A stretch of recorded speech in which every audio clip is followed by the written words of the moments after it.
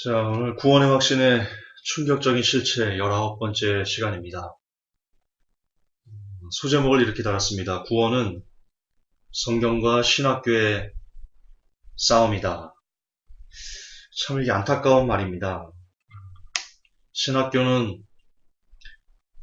우리에게 구원의 도를 가르쳐주는 그런 기관이지 않습니까? 그런 교육기관입니다. 그런데 어쩌다가 이 구원이 신학교와의 싸움이 되었는지 너무나 마음이 아픕니다. 그래서 오늘 설교의 목적을 다시 한번 짚고 넘어가겠습니다. 오늘 설교의 목적은요, 우리가 계속해서 이 신학교에 특히 구원에 대한 기초교리, 이게 잘못됐다라는 것을 밝히고 있는데요. 오늘 역시 얼마나 엉터리 해석이 신학교에서 지금 신학생들에게 가르쳐지고 그들이 목사님이 돼서 성도들에게 설교하는지, 물론 다 그런 건 아니지만 그러나 상당수가 그러고 있는 데에 대해서 우리가 참 마음이 아프다. 여러분, 기초란 본시 모든 학문의 근원입니다. 기초가 틀리면 그 틀린 기초 위에 쌓은 모든 학문은 모래성이 됩니다. 그래도 반복하지만 오늘도 신학교가 가르치는 구원교리의 기초가 얼마나 엉터리인지 우리가 새삼 확인할 겁니다. 그 해석으로 영혼들이 지옥으로 얼마나 많이 들어가고 있는지, 얼마나 빠르고 얼마나 쉽게 지옥을 향해 가고 있는지, 그 안타까움. 그래서 오늘은 바른 해석이 무엇이고, 신학교에서 가르치는 구원 교리가 아니고, 성경에서는 구원을 우리에게 어떻게 가르쳐주고 있는지를 우리가 찾아갈 것이고, 나아가 그럼 우리는 어떻게 살아야 되는가? 어떻게 살아야 되지? 이에 대한 고민을 하는 것이 오늘 설교의 목적입니다.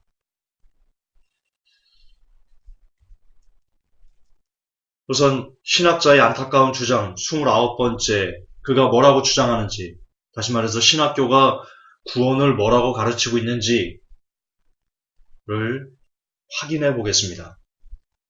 29번, 구원의 은혜는 결코 다함이 없다. 디도서 3장 5절입니다. 디도서 3장 5절.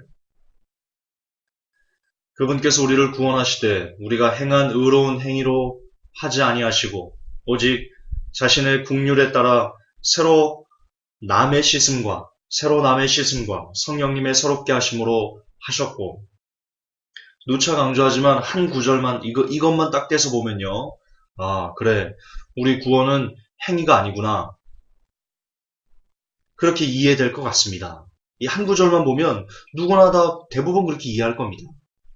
그러나 거듭 반복하지만 두 번, 세 번, 제가 100만 번이라도 강조해드리고 싶은데요, 성경은 찢어진 구절이 아닙니다. 성경은 연결된 책입니다. 잠시 후에 연결된 문장을 여러분들에게 보여드림으로써 과연 디도서 3장 5절의 이 내용이 정확하게 무슨 뜻인지 해석을 함께 해보도록 하겠습니다. 어쨌든 이 한 구절을 갖고 구원의 은혜는 결코 다함이 없다라고 주장하고요. 그리고 구연에서 이렇게 설명합니다. 시편 136편은 26회에 걸쳐서 그분의 국률이 영원함이로다 라고 기록하고 있다. 당신의 구원은 그분의 국률이 여기심으로 말미암은 것이고, 그 국률은 일정 기간 동안 지속되다가 그치는 것이 아니다. 그것은 영원히 지속된다. 이게 지금 오늘날 신학자가 구원에 대해서 우리에게 가르쳐주는 겁니다. 이 신학자의 주장을 받아서 신학교는 신학생들에게 가르치고, 그 신학생들은 그 교리를 배워서 개척을 한 후 혹은 부목사로 혹은 전도사로 이렇게 사역이라는 것을 나가서 성도들에게 배운 그대로 얘기합니다. 여러분, 구원은 우리의 행위에 있지 않습니다. 구원은 오직 성령님의 새롭게 하심으로 받는 겁니다.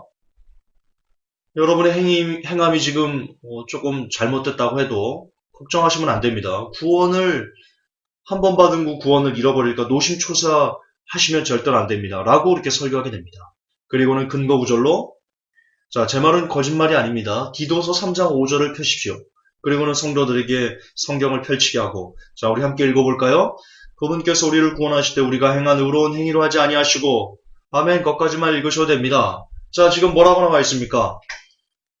하나님께서 우리를 구원하시는데 우리가 행한 의로운 행위로 하지 아니하신다고 지금 나와 있지 않습니까? 예, 구원은 우리 행위로 받는 거 아닙니다. 구원은 오직 믿음으로 받는 겁니다. 그러므로 여러분의 삶이 지금 조금 안 좋다 할지라도 그거는 단지 하나님을 불쾌하게 할 뿐이지 여러분의 구원까지 없애버리는 것은 아닙니다. 그렇게 설교합니다. 많이 들었을 겁니다, 여러분. 그리고 여러분 또 하나 증거를 보여드릴게요. 시편 136편 펴십시오. 자, 핍니다. 이따 우리가 펴서 읽을 겁니다. 자, 몇 번이나 주의 긍휼하심이 영원합니다라고 나와 있습니까? 26번입니다. 26번. 이처럼 구원이 영원히 지속되는 겁니다. 26번이나 긍휼이 영원함이라고 하는데 어떻게 여러분의 구원이 취소될 수 있겠습니까? 믿으십시오. 믿음을 가지십시오. 구원의 확신을 가지세요. 그렇게 설교합니다. 성도들은요, 지금 그 자신의 삶이 정말 개판 5분 전임에도 불구하고요, 그 설교의 은혜를 받고는요, 그래, 구원은 내 삶과 관계없지. 그렇지, 오직 믿음이지. 나 예수님 믿잖아. 예수님 사랑하잖아. 그리고는 여전히 돌아가서 마귀처럼 삶을 사는 것을 뜯어고치지 않습니다. 자기가 마귀처럼 사는 삶의 면죄부를 이 구원의 확신이 줘버리는 겁니다. 목사님들이 이렇게 설교를 하고 그 설교가 면죄부가 되는 겁니다. 신학교가 성도들이 어떻게 하면 죄를 편안히 즐기면서 잘 지을 수 있을까를 면죄부 팔아서 캄프라치 하는 겁니다. 자, 그럼 이제 과연 디도서 3장 5절 그리고 시편 136편이 무슨 의미인지 우리 한번 찾아가 보겠습니다. 우선 디도서 3장 5절 다시 한번 읽겠습니다.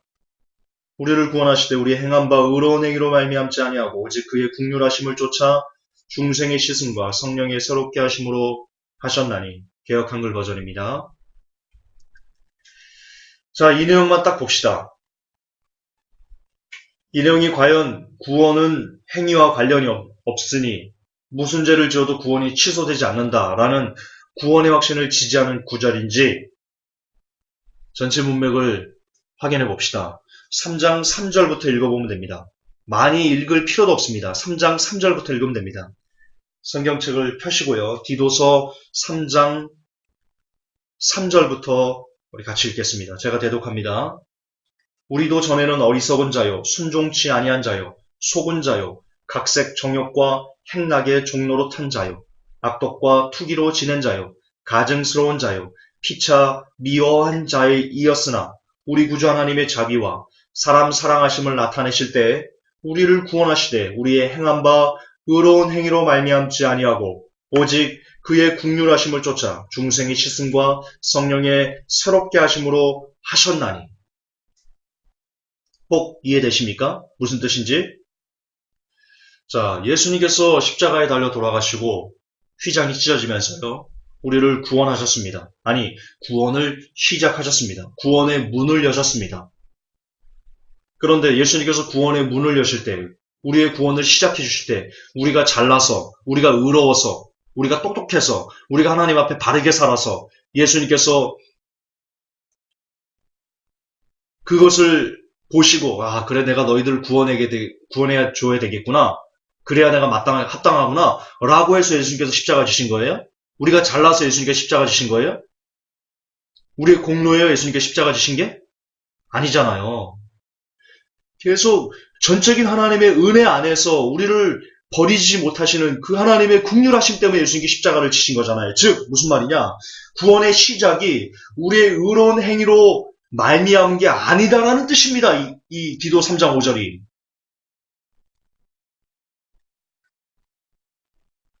어렵지 않죠? 어렵지 않죠? 지금 우리가 이미 구원은 2000년 전에 예수님에 의해서 시작됐어요. 그런데 우리가 지금 그 시작된 은혜를 받고 있는 우리가 지금 이 땅에서도 막 정말 개차반처럼 살면서 이 구절을 갖고 디도 3장 5절을 갖고 그래 우리 행위로 구원받는 거 아니지. 오직 믿음으로 구원받는 거지 그냥. 그래 예수님만 믿으면 돼. 이런 술 담배 정도 그냥 이런 포도 정도 그냥 어쩔 수 없는 거지 뭐.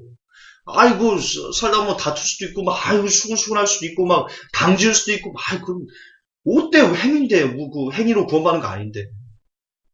이렇게 정당화시킬 수 있는 부분이 아니라는 말입니다.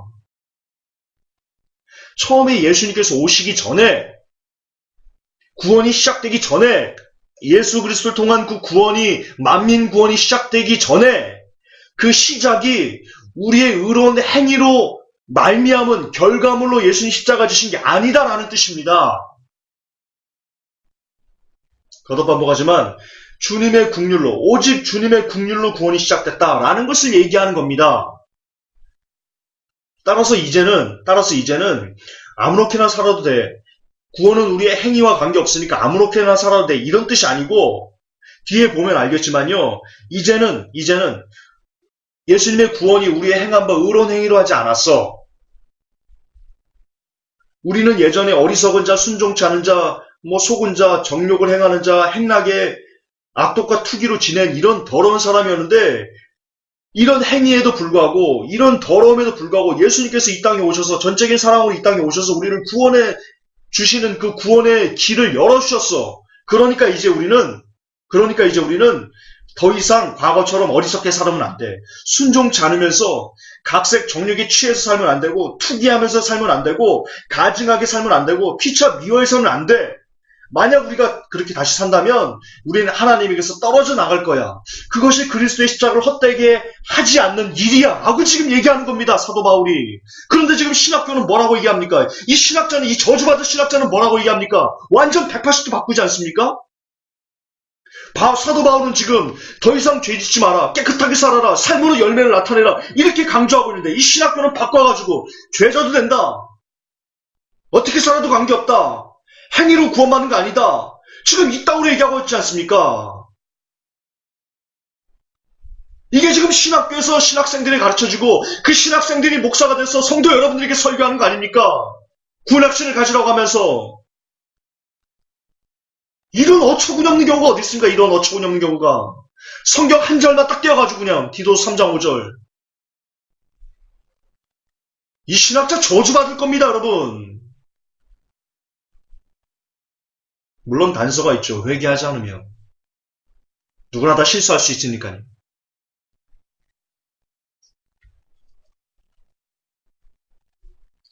여러분, 디도서 2장을 보십시오.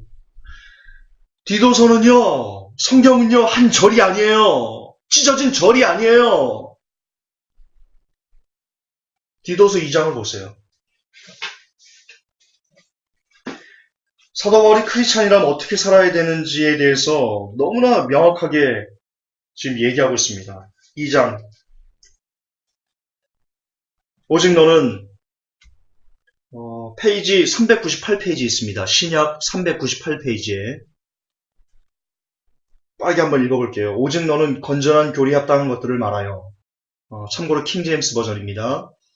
연로한 남자들이 맑은 정신을 가지며 신중하고 절제하며 믿음과 사랑과 인내에서 건전하게 하고, 연로한 여자들도 그와 같이 하여 거룩함에 합당하게 처신하도록 하며, 거짓으로 비난하지 말고 자기를 많은 술에 내주지 말며 선한 것들을 가르치는 자가 되게 하라. 이것은 그들이 젊은 여자들을 가르쳐서 맑은 정신을 가지며 자기 남편을 사랑하고 자기 자녀들을 사랑하게 하며 신중하며 정숙하고 가정을 보살피며 선하고 자기 남편에게 순종하는 자가 되게 하려 함이니, 그리하여야 하나님의 말씀이 모독을 받지 아니하리라. 젊은 남자들도 이와 같이 권면하여 맑은 정신으로 생각하게 하되 모든 일에서 내 자신을 선한 행위의 본으로 보이며 교리에서 부패하지 아니함과 신중함과 성실함을 보이고 비난받을 수 없는 건전한 말을 하라. 이것은 반대편에 속한 자가 너희에 대하여 나쁘게 말할 것이 없으므로 부끄러움을 당하게 하려 함이라. 종들에게 권면하여 자기 주인에게 쭉 나가면서요.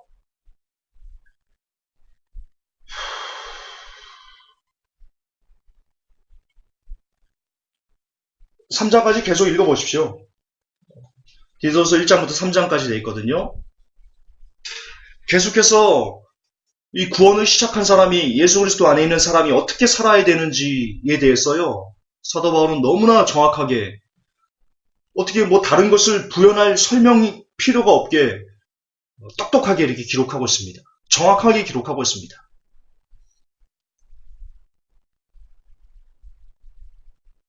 정말 이러시면 안 됩니다.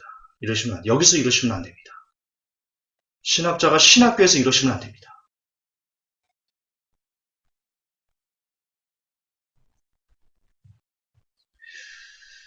자, 다음 136편 또 한번 찾아가 봅시다. 136편 함께 읽어볼까요? 시편 136편이요. 우리 처음부터 끝까지 한번 읽읍시다.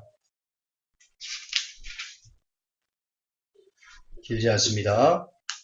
시편 136편, 구약 952페이지 있고요. 참고로 킹제임스 버전 제가 읽겠습니다. 오 주께 감사하라.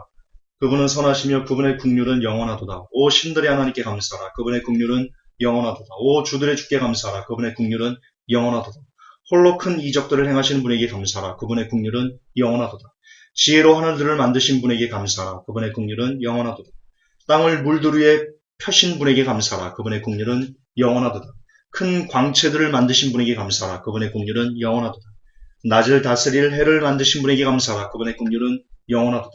밤을 다스릴 달과 별들을 만드신 분에게 감사하라. 그분의 긍휼은 영원하도다. 이집트에서 그들의 처음 난 것을 치신 분에게 감사하라. 그분의 긍휼은 영원하도다. 이스라엘을 그들 가운데서 데리고 나오신 분에게 감사하라. 그분의 긍휼은 영원하도다. 강한 손과 뻗은 팔로 데리고 나오신 분에게 감사하라. 그분의 긍휼은 영원하도다. 홍해를 두 쪽으로 가신 분에게 감사하라. 그분의 긍휼은 영원하도다. 이스라엘을 그 가운데로 지나가게 하신 분에게 감사하라. 그분의 긍휼은 영원하도다. 파라오와 그의 군대를 홍해 속에서 뒤엎으신 분에게 감사하라. 그분의 긍휼은 영원하도다. 자신의 백성을 인도하여 광야를 지나가게 하신 분에게 감사하라. 그분의 긍휼은 영원하도다. 위대한 왕들을 치신 분에게 감사하라. 그분의 긍휼은 영원하도다. 유명한 왕들을 죽이신 분에게 감사하라. 그분의 긍휼은 영원하도다. 아무리 족속의 왕 시온을 죽이신 분에게 감사하라. 그분의 긍휼은 영원하도다. 바산한 옥을 죽이신 분에게 감사하라. 그분의 긍휼은 영원하도다. 그들의 땅을 유산으로 주신 분에게 감사하라. 그분의 긍휼은 영원하도다. 곧 그것을 자신의 종 이스라엘에게 유산으로 주신 분에게 감사하라. 그분의 긍휼은 영원하도다. 우리가 비천한 처지에 있을 때 우리를 기억하신 분에게 감사하라. 그분의 긍휼은 영원하도다. 우리 원수들에게서 구속하신 분에게 감사하라. 그분의 긍휼은 영원하도다. 이게 핵심입니다. 24번이 핵심입니다. 24절이요. 다시 읽겠습니다. 우리 원수들에게서 구속하신 분에게 감사하라. 그분의 긍휼은 영원하도다. 모든 육체에게 음식을 주시는 분에게 감사하라. 그분의 긍휼은 영원하도다. 오 하늘의 하나님께 감사하라. 그분의 긍휼은 영원하도다. 자, 여러분이 시편 136편을 읽으셨습니다. 지금 신학전은 이렇게 얘기합니다. 여기에 26회나 걸쳐서 그분의 긍휼이 영원하다라고 기록하고 있다. 그렇다면 당신의 구원은 그분의 영원히 지속되는 긍휼로 계속해서 지속되는 것이다. 이렇게 얘기를 합니다. 자, 묻겠습니다. 여러분 직접 읽었습니다. 과연 해당 내용이 한 번 구원해 주시면 영원히 구원을 잃지 않는다는 내용입니까? 자, 136편 읽으셨습니다. 여기에 여러분 구원이 영원할 거라는 내용이 나와 있습니까? 나와 있어요?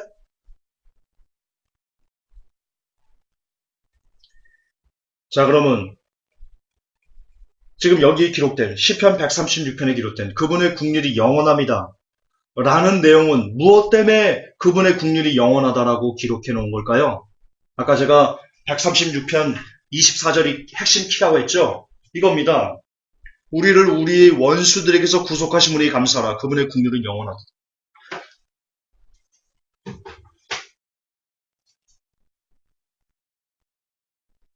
그분의 긍휼은 영원한데요. 왜 영원하냐면 그분이 악인을 멸망하시는 분이시기 때문에 영원한 겁니다.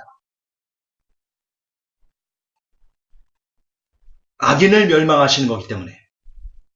더 깊은 영적으로 우리가 들어가면요. 조금 더 영적인 해석으로 들어가면 악의 근원은 사탄 마귀입니다. 예수님께서 그의 머리를 밟아 깨셨습니다. 우리가 예수 그리스도 안에 있으면, 예수 그리스도 안에만 우리가 계속 붙어 있으면, 그분이 포도나무인데 우리가 그분에게 붙어만 있으면, 우리가 악에서 건진받을 수 있습니다.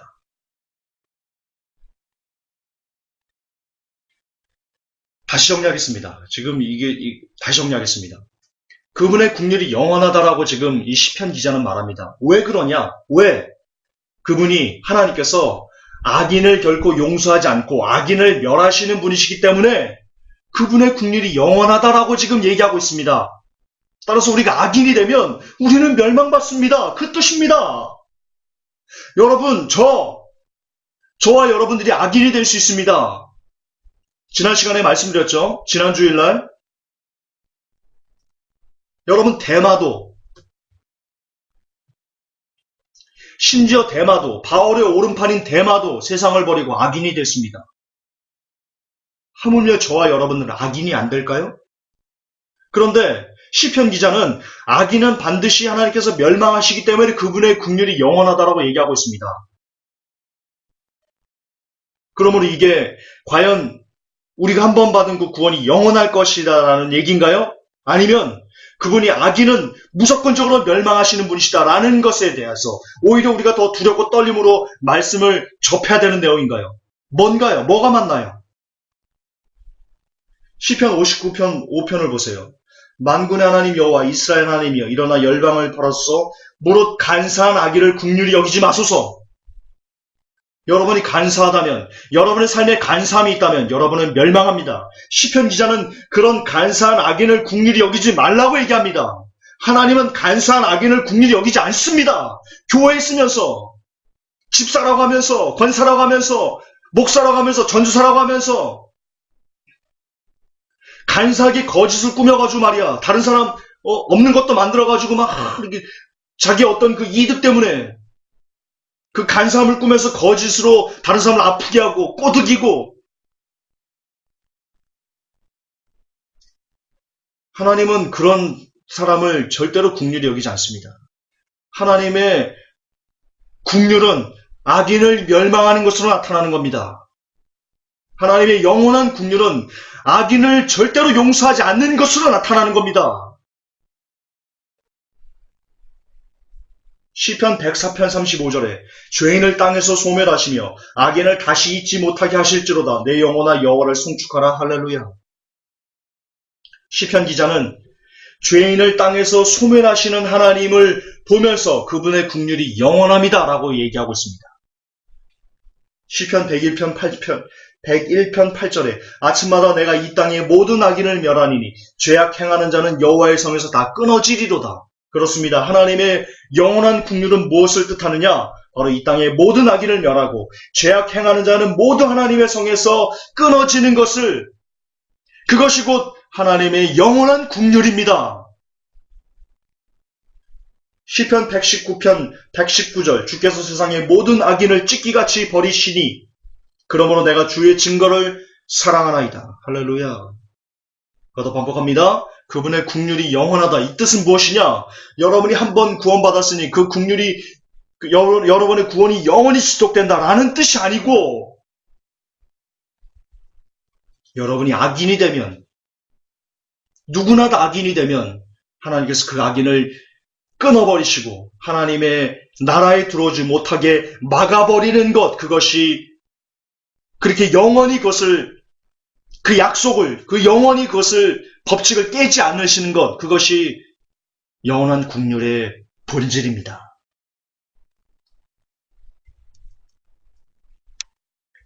왜냐하면 그것이 하나님의 공의이기 때문입니다. 그런 분이 하나님이시기 때문입니다.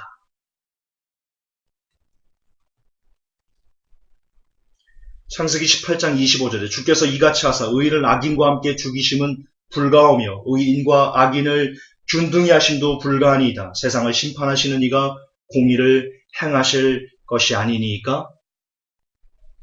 예, 하나님은요, 의인을 악인과 같이 취급하시는 분이 아니십니다.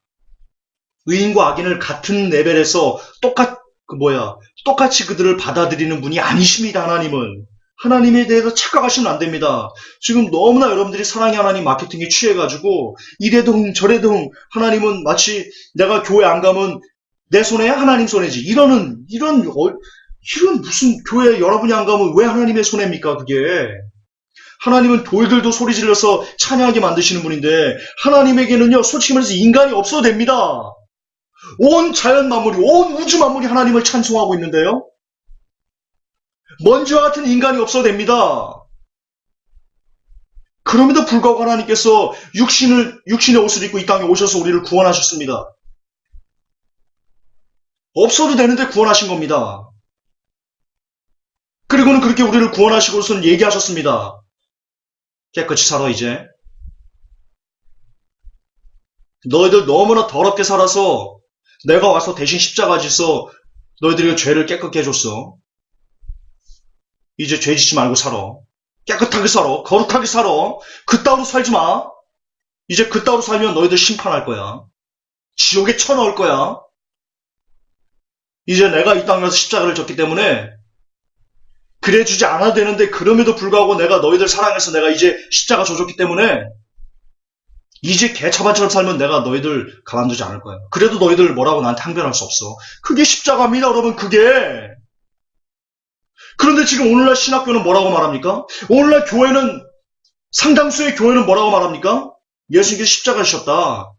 그 크신 십자가의 은혜를 감히 이런 포르노 같은 죄가, 감히 이런 작은 술 담배가, 감히 이런 우리끼리 서로 수근수근하고 이런 것들이, 이 정도의 죄가 그 엄청난 십자가의 은혜를 헛되게 할 수 있을까? 지금 그렇게 가르치잖아요. 여러분 그렇게 배우셨잖아요. 그래서 구원학신 가지라고. 죄 때문에 괴로워하면 목사님에게 찾아갑니다. 죄 때문에 괴로워가지고, 목사님 제가 이런 죄가 있는데 안 끊어집니다. 너무 괴롭습니다. 지옥 갈까 두렵습니다. 그러면 목사님 뭐라고 말합니까? 디도 3장 5절 펴놓잖아요. 자, 성도님 읽어보세요. 뭐라고 되어 있습니까? 그분께서 우리를 구원하실 때 우리가 행한 의로운 행위로 하지 아니하되, 거기까지. 자, 다시 읽을게요, 제가. 그분께서 우리를 구원하실 때 우리가 행한 의로운 행위로 하지 아니하시고, 할렐루야, 하나님을 찬양하세요. 지금 성도님 행위로 구원받는 거 아니에요. 성도님이 아무리 잘 살든 아무리 못 살든 아무리 죄를 물 마시든 아무리 거룩하게 살든 그 행위로 여러분 그 성도님 구원받는 거 아니에요. 구원은 오직 예수 그리스도를 마음으로 믿고 입으로 신하면 구원을 받는다고 돼 있어요. 걱정하지 마세요. 구원 확신을 가져요. 지금 그렇게 해서 죄 때문에 고민하는 성도를 밖에 나가서 좀 더 편안하게 죄를 짓도록 그렇게 만들어주고 있지 않습니까?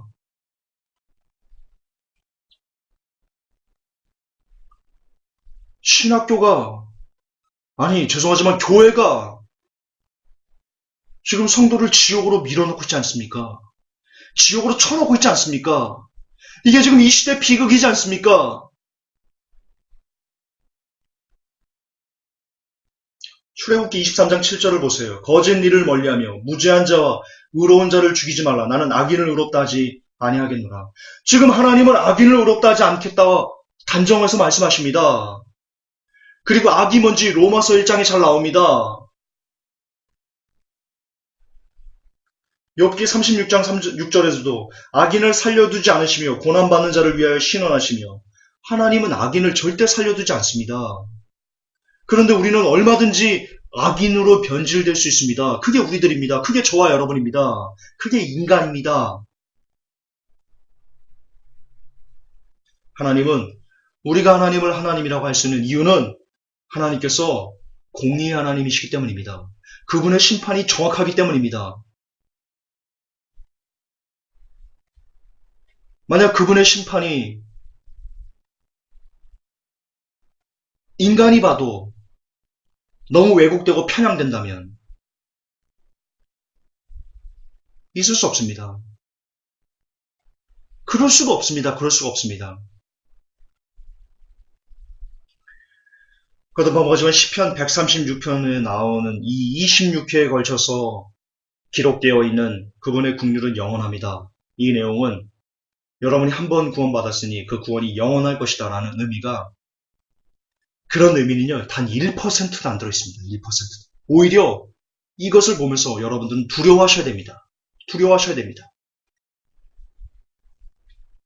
거듭반복하지만 우리가 악인이 될 수 있기 때문에, 저와 여러분이 아주 심각한 악인이 되어버릴 수 있기 때문에 이 말씀은 두려움으로 받아야 된다. 잊지 마셨으면 좋겠습니다. 자, 그러면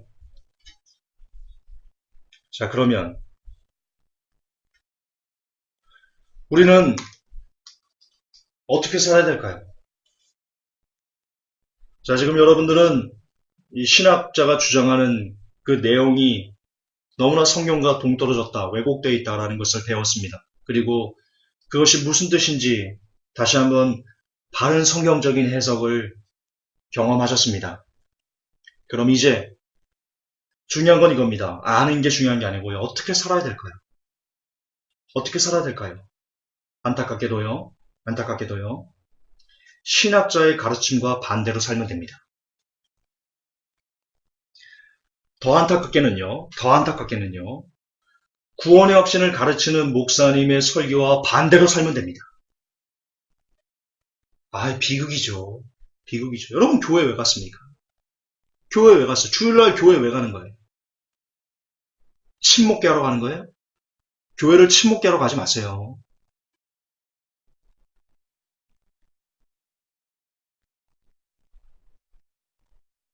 결론 구원, 예수님 때문에 가는 겁니다.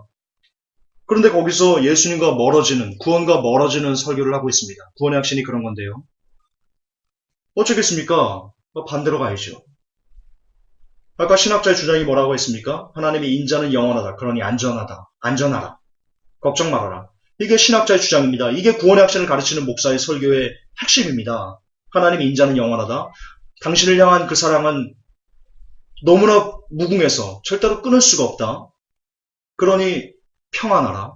마음에, 구원의 확신으로 말미암아 마음에 평안을 가져라. 이게 핵심입니다. 그런데 우리는 정말 구원을 얻으려면, 정말 구원에서 이탈되지 않으려면 이것과 반대로 가야 됩니다. 하나님의 인자는 영원하니 안전하다가 아니고요. 하나님의 인자는 내게서 끊어질 수 있으니 두려워해야 된다. 이렇게 가야 됩니다. 그래야 구원을 완성할 가능성이 훨씬 높아집니다. 이게 성경적이고요. 하나님은 반드시 죄인을 멸하십니다. 아까 봤죠? 악인을 멸하시는 것이 하나님의 공입니다. 하나님이십니다. 그런 분이. 그러므로 악인을 멸하시기 때문에, 죄인을 멸하시기 때문에 반드시 우리 안에 있는 삶의 죄악들을 끊어내는 삶을 부단히 살아내야 됩니다.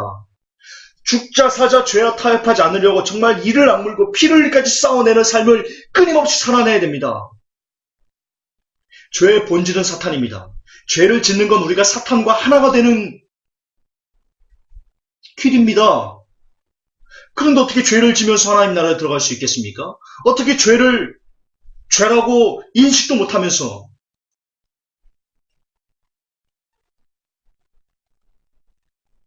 지금 내가 사탄과 하나가 돼 있는데 어떻게 내가 하나님 나라에 가서 하나님 나왔어요 이렇게 얘기할 수 있겠습니까? 그건 하나님께서 사탄을 받아들인다는 건데요. 있을 수 없습니다. 있을 수 없어요. 여러분 마태복음 혼인집 비유를 보세요. 마태복음 혼인집 비유. 마태복음 22장인데요. 성경책을 펼치시기 바랍니다. 22장 11절부터 14절까지 한번 읽겠습니다. 임금이 손을 벌어 들어올새 거기서 예복을 입지 않은 한 사람을 보고 가로되 친구여 어찌하여 예복을 입지 않고 여기 들어왔느냐 하니 저가 유구무원이거늘. 임금이 서한들에게 말하되 그 수족을 결박하여 바깥 어두운 데 내어 던지라. 거기서 슬피 울며 이를 갈미 있으리라. 14절이 중요합니다. 청함을 받은 자는 많되 택함을 입은 자는 적으니라. 여러분 여기서 청함을 받은 자가 클레토스입니다. 클레토스, 부름받은, 초대받은 이란 뜻입니다. 부름받은, 초대받은. 이렇게 클레토스, 부름받은 사람, 초대받은 사람은 많습니다. 교회의 교인들은 바글바글합니다. 그러나 교회에 바글바글한 그 사람들이 모두 다 하나님에게 택함을 받는 건 아닙니다. 택함을 입은 자, 에클렉토스입니다. 에클렉토스. 선정된, 고르고 고른, 선택된 이란 뜻입니다. 이런 사람이 적다, 올리고스, 소수의, 약간. 정말 교회에 바글바글한 많은 사람들, 한국교회에 800만 성도가 있다고 하는데 그 바글바글한 사람들은요, 청함을 받은 자에 지나지 않습니다. 클레토스, 부름받은 사람들일 뿐입니다. 부름받은 사람이 모두 다 택함을 받는 건 아닙니다. 천국에 들어가는 것은 아닙니다. 천국에 들어간 사람들은요, 그 800만 바글바글한 성도 중에 천국에 들어간 사람은 에클렉토스, 택함을 입은 자는요, 고르고 고른 자는요, 선택된 자는요, 선정된 자는요, 아주 적다. 올리고스, 아주 적다. 800만 중에 과연 몇 명이나 선택됐을지 아무도 모르지요. 제가 선택됐을지 모르죠. 여러분이 선택됐을지 모르죠. 그 선택은 어디에 있습니까? 예, 그 선택은 바로 여러분 삶의 열매에 달려 있습니다. 예수님께서 열매 맺지 않은 나무마다 찍어 불에 던져버린다. 그렇게 말씀하셨기 때문입니다. 지금 여러분의 삶에 열매가 있습니까? 만약 열매가 없으면요, 여러분은 고르고 고른 사람, 선택된 사람, 선정된 사람이 아닙니다. 물론 예정론이 아닙니다. 열매는 예정이 아닙니다. 열매는 삶이기 때문입니다. 그러므로 예정론은 성경에 없습니다. 물론 구원 예정, 사명 예정은 있죠. 그러나 구원 예정은 없습니다. 구원 예정은 삶이기 때문입니다. 그리고 그 삶은 그 각자가 짊어져야 될 십자가이기 때문입니다. 하나님께서 대신 십자가를 져주는 게 아닙니다.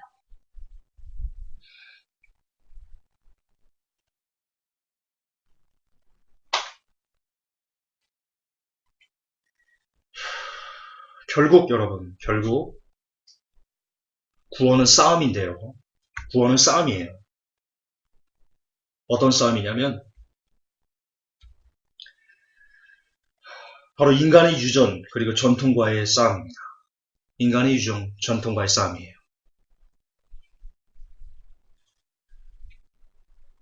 여러분, 유대인들이 예수님을 왜 죽였습니까? 그들의 전통, 그들의 유전과 맞지 않았기 때문입니다. 그들은 성경을 성경 그대로 읽지 않았습니다. 구약을 구약 그대로 읽지 않았습니다. 거기에 너무나 많은 해설과 주석과 유전과 전통을 갖다 붙였습니다. 변제시켜서 구약을 읽었습니다. 그래서 예수님을 못 알아봤습니다. 즉, 인간의 유전과 전통이 예수님을 죽였고, 그런 2000년 전에 인간의 전통과 유전이 예수님을 죽인 그것이 바로 오늘날 신학이라는 학문으로 재탄생해버린 겁니다. 그러므로 오늘날 신학은 인간의 유전과 전통입니다. 그래서 오늘날 신학이 예수님을 또 죽이는 겁니다. 예수님을 또 십자가에 못 박는 겁니다. 또 신학이 성도들을 지옥으로 쳐넣는 겁니다. 과거 2000년 전에 자행됐던 그 끔찍한 일이 또다시 반복되고 있는 겁니다. 그러므로 해아래 새 것은 없습니다. 그 말은 진리입니다. 직접적으로 눈에 보이는 신학교, 신학, 그리고 목사님들의 신학의 교리에 입각한 설교들이 우리를 지옥으로 보내기 때문에, 성도들을 지옥으로 보내기 때문에 우리는 그것들과 싸워야 됩니다. 우리는 신학과 싸워야 되고, 신학교와 싸워야 되고, 그리고 신학에 물든 목사님들의 설교와 싸워야 됩니다. 그래야 구원을 우리가 완성할 수 있습니다. 구원에서 탈락하지 않을 수 있게 됩니다. 거듭 반복하지만 유대인들은 인간의 전통과 유전 때문에 예수님을 알아보지 못하고 십자가에 못 박아 죽였습니다. 그들은 말씀 그 자체보다 인간의 유전과 전통을 좀 더 의지하고, 더 의지하고, 훨씬 의지하고 구원의 길을 깨닫지 못했습니다. 지금도 그 역사가 반복됩니다. 신학이란 인간의 유전과 전통, 목사님이라는 그 권위를 성경보다도 더 중히 여기고, 더 높게 생각할 때 그런 사람들은 모두 다 망하게 될 것입니다. 그럴 가능성이 아주 높습니다. 하나님은 구원을 사람에게 맡기지 않았습니다. 여러분 잘 들으십시오. 하나님은 구원을 사람에게 맡기지 않았습니다. 하나님은 구원을 성경에 의탁하셨습니다. 성경으로만 구원을 얻고 받을 수 있도록 그렇게 디자인하셨습니다. 오직 성경에만 집약해 놓으셨습니다. 따라서 여러분들이 진짜 구원을 원한다면 오직 성경에서만 그 구원의 해법을 찾으셔야 됩니다. 어떤 신학자, 위대한 목사님, 어떤 신학서적, 인간이 쓴 신학서적 이런 게 아니고 여러분들은 오직 성경에서만 구원의 도를 확인하시고 점검하시고 가슴에 새기셔야 됩니다. 그것만이 여러분들을 온전한 구원의 길로 인도해 줄 수 있기 때문입니다. 성경 외에 어디에도 완전한, 확실한, 정확한 구원의 길, 구원의 방법은 제시되어 있지 않습니다. 잊지 마십시오. 성경만이, 또 성경만이, 그래도 성경만이, 오직 성경만이 여러분을 구원으로 인도해 줄 수 있는 유일무이한 하나님의 방법입니다.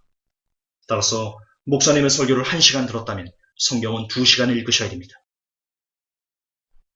그렇게 성경으로만, 또 성경으로만, 그래도 성경으로만 구원을 말하고 구원을 생각하고 구원을 묵상하는 그런 참된 구원의 길을 걸어가는 모든 회복교의 성도들이 되시기를 주 예수 그리스도의 이름으로 축복하고 싶습니다. 우리 모두 다 끝까지 구원을 완성하는 그날까지 예수님의 품에 안겨서 예수님께서 그래 잘왔다라고 우리의 등을 토닥토닥 두드려 주시는 그날까지 이 신학과 신학교와 그리고 신학에 물든 목사님들의 반성경적인 구원론과 끊임없이 싸워가면서 마지막 그 승리의 날을 향해 나아가십시다. 하나님 아버지, 교회는 성도들에게 구원을 알려주는 곳인데 어쩌다가 교회가 성도의 구원을 막고 지옥의 문을 여는 그런 사단의 회당이 되었습니다. 신학교가 그렇게 만들었습니다. 신학이 그렇게 만들었습니다. 인간의 전통과 유전이 그렇게 만들었습니다. 하나님, 회복교회 성도들 그리고 우리 모두는 이제 신학과 싸우게 하여 주옵소서. 신학교와 싸우게 하여 주옵소서. 신학적인 설교에 갇혀있는 목사님들의 설교와 싸우게 하여 주옵소서. 그래서 오직 성경으로만 구원을 말하고 얘기하고 믿을 수 있는 그런 참된 복된 올바른 구원의 길을 걸어갈 수 있는 모든 성도들이 될 수 있도록 우리를 기억하시고 붙들어 주시옵소서. 주 예수 그리스도 이름 받들어 감사하며 기도하옵나이다. 아멘.